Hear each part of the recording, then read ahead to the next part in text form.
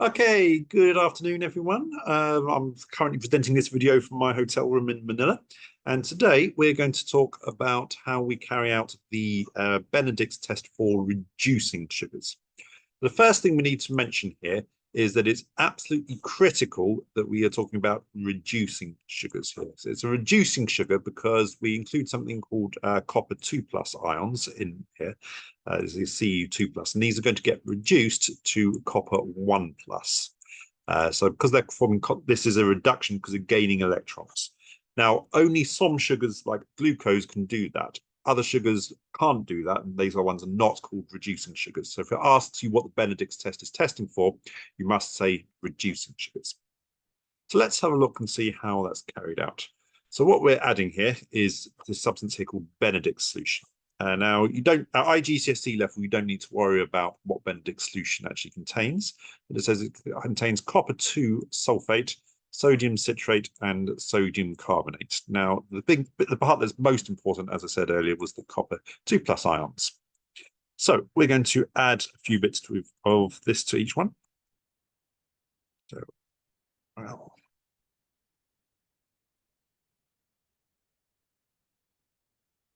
1, 2, 3, 4.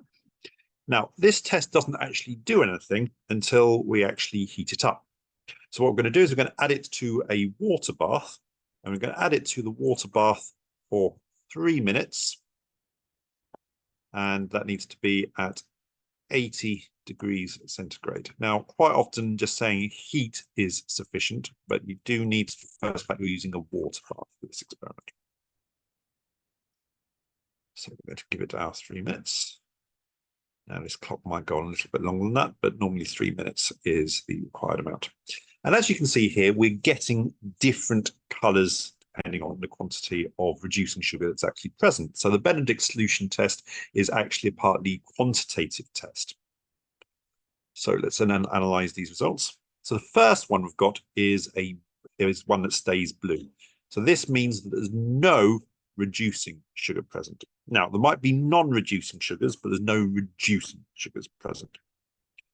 Now, depending on how much Benedict solution you used, the other colors will be somewhere from green, yellowy orange, and then finally up to brick red. And these basically indicate relatively increasing levels.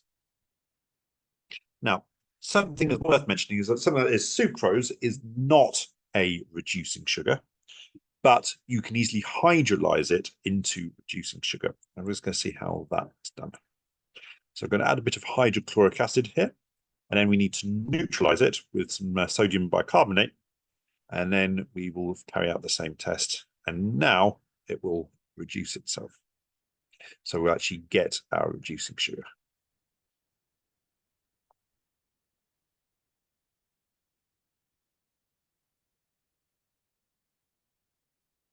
So just see how that works. So this gives us a positive. So when we're adding our Benedict solution here and then back into the water bath, and we'll now get hopefully a positive result.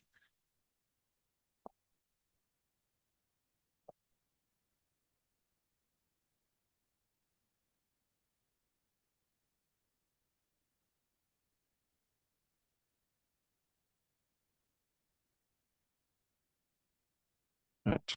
Okay, so a couple of things to watch out for when you get exam questions. Firstly, you need to make sure you name the test as Benedict's solution, and it is testing for reducing sugars. Now, if you're doing a paper 5, that's the practical, please make sure that you're only typing down correct, positive, or indeed negative observations. So the only possible colors you can include here are blue for a negative, or green, orange, or brick red, or positives. If it looks like it might be something else, don't include that something else. You won't get the marks for it. Okay, hope everyone enjoyed that. Please like, share, and subscribe.